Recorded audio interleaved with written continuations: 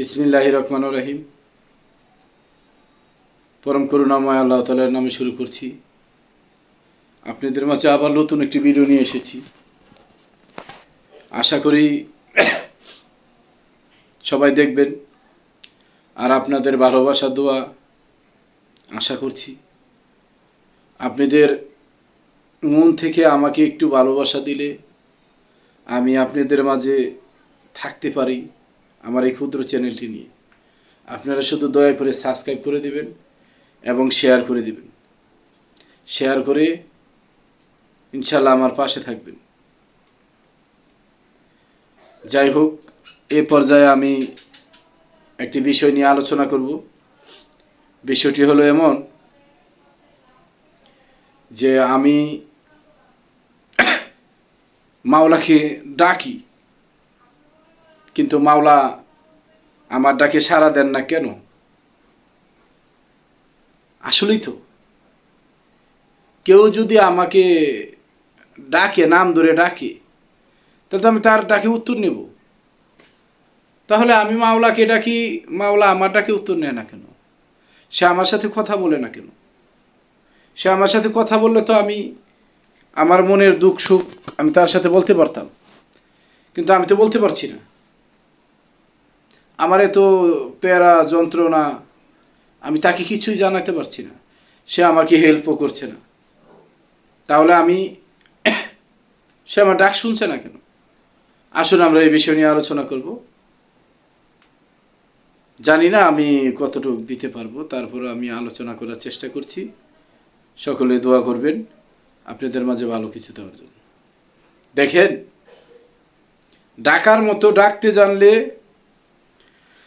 আমার মালিক অবশ্যই তার ভক্তকে দেখা দিবে, তার আশিককে দেখা দিবে। কারণ আমার আল্লাহ হলো মাসুক, আমরা হলো আশিক। যদি কোনো ব্যক্তি সে আশিক হয়ে আমার আল্লাহকে ডাকতে পারে, আমার আল্লাহ মাসুক হয়ে তার সাথে সাক্ষাৎ করে। আমার আল্লাহ পবিত্র কোরআন শরীফে বলেছে, কেউ যদি আমার রাস্তায় এক কদম আগায়, আমার দিকে এক কদম আগায়, আমি আল্লাহ পাক তার দিকে 10 কদম আগাই। সুবহানাল্লাহ। তাহলে এ পর্যায়ে আমরা যে মূল বিষয়টা জানতে পারলাম যে আল্লাহ ডাক শুনি, যদি অন্তরের অন্তরস্থল থেকে ডাকা যায় আর তার সঠিক নাম জেনে শুনে ডাকা যায়। আসুন, কি নামে ডাকবেন? এখানে আমি আগে মূল একটি বিষয় বলে রাখি। আমাকে অনেকে হয়তো আমি বলার পরে বাজে কমেন্ট করতে পারেন, করবেন, ঠিক আছে, কিন্তু আমি এর জন্য আগে দুটি কথা বলবো। আমি যা বলবো আমার কথার দুটা দিক নেবেন। আমার কাছে দুইটা দিকই আছে। আপনারা না জেনে না বুঝে কোনো বাজে কমেন্ট করবেন না। আমি দুটা দিকই বলছি। একটি হলো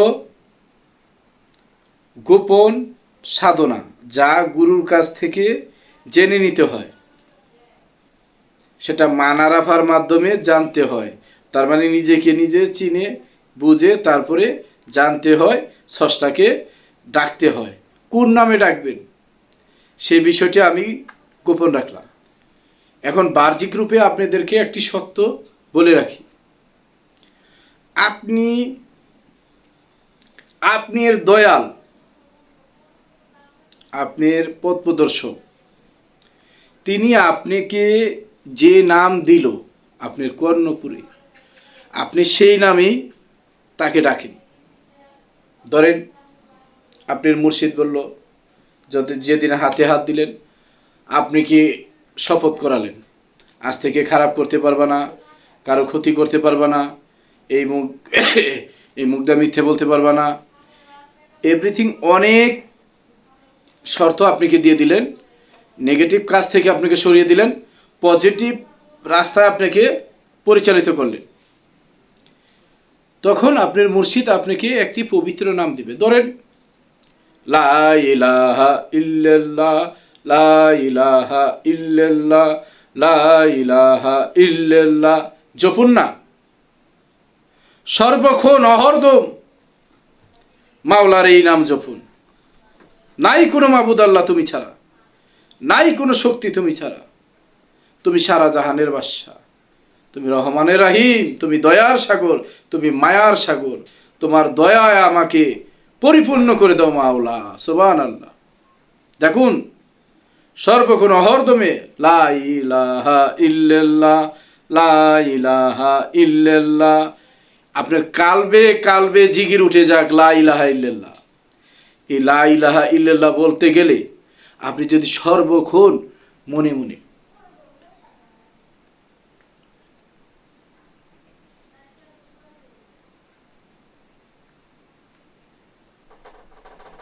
মানুষের সাথে কথা বলেন, মনে মনে আপনার অহরদম এই জিকির থাকবে, আপনার কালবে জিকির থাকবে, আপনার নজরে আপনার মুর্শিদের ছবি থাকবে, আপনার ধ্যানে আপনার মুর্শিদের ছবি থাকবে। আপনি কখনো বিপদগ্রস্ত হবেন না। আপনি তা না করে, আপনি দয়ালের কর্ম না করে, মাওলার নাম সর্বক্ষণ না জপে, আপনার ভিতরে মাওলার জিকির না এনে, কোনো ফল না পেয়ে আপনি বাজে বক্তব্য করছেন পীরদের নামে, আপনি বাজে মন্তব্য করছেন উলিয়া উলিয়াদের নামে, আপনার দুজক নিশ্চিত, আপনার ধ্বংস নিশ্চিত। আপনি পাপী, আপনি গুনাহগার, কখনোই মুক্তি পাবেন না। না বুঝে পীরের মনে দিলে আঘাত, না পাইবা নবীর সাফায়াত, এগুলো আপনাদের জানতে হবে। আমি সর্বক্ষণ, আচ্ছা একবার ভাবুন তো, আমি সর্বক্ষণ যদি আমার মুর্শিদের দেনে থাকি, মনে মনে জিকির করি, আমার দ্বারা কি খারাপ কাজ হবে? হবে না। কারণ আমি তো একটা ভাবনায় আছি। মন, আমি যখন একটা ভাবনায় থাকি, এই দুনিয়া ভি আমার আর মন থাকবে না। আরে দুনিয়ার লোভীরা, দুনিয়ার লোভ নিয়ে পড়ে আছো, মোহের লোভে পড়ে আছো। তোমার মুর্শিদকে মানো না, মুর্শিদের পাশে যাও না, মুর্শিদকে স্মরণ করো না, মুর্শিদের নামে জিকির করো না। এই কাফের, তুই কিসের ভক্ত? তোর কিসের ইবাদত? তুমি আল্লাহর নামে জিকির করো না, নবীর নামে জিকির করো না, তুমি কিসের মানুষ? ব্যক্তিত্বহীন মানুষ, তোমাদের ব্যক্তিত্বই নেই। এখনো সময় আছে। মুর্শিদের দেওয়া যাই দিক তোমাকে পজিটিভ দিয়েছে,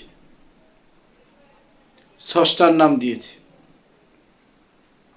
সেটা যেইটাই দিক, তুমি ওটাকেই স্মরণ করো, ওটাকেই কর্ম করো, ওটার সাধনাই করো।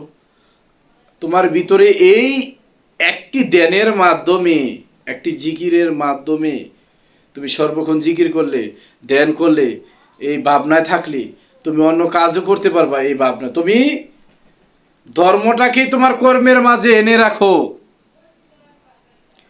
কোনোটাকে ফেলে দিও না।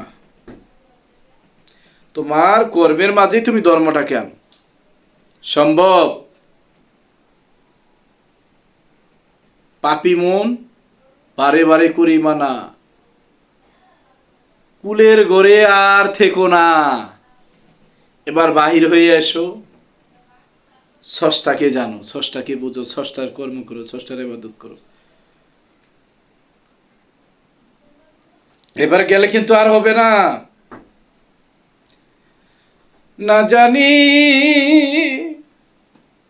কোন সময় কোন দাস গটে আমারে বসবো এমন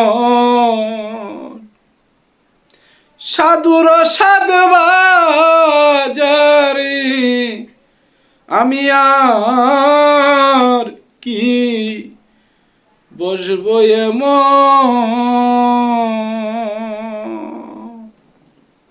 সকল চিন্তা ভাবনার যখন হবে মরণ, ঈশ্বর হৃদয়ে জাগবে তোমার, তখন দুনিয়ার সকল চিন্তা ভাবনা ছেড়ে দাও, সর্বক্ষণ ঈশ্বরকে নিয়ে ভাবো, মুর্শিদকে নিয়ে ভাবো, নবীকে নিয়ে ভাবো। তুমি তোমার মুর্শিদের দেওয়া নাম, স্রষ্টা নাম নিয়ে তুমি জপনা করো, দেখবে তোমার ভিতরে জ্ঞান চক্ষু, জ্ঞান নয়ন খুলে গেছে, স্রষ্টাকে তুমি সর্বময় দেখতে পারবা। আল্লাহ পাক তোমাকে হেদায়েত করুক, সবাইকে হেদায়েত করুক, আমাকে হেদায়েত করুক। আমি এখনো অনেক ছোট মানুষ, জ্ঞানহীন। আমাদের দেশে আবার অনেক জ্ঞানী আছে, তারা আমার ভিডিও দেখে হয়তো হিংসাও করতে পারে, করুক। আমার অন্যের কথায় আমি চলি না। আমার এই হৃদয়ে যা বলে আমি তাই বলি। আমার রাজ্যে আমি রাজা, আমি কাউকে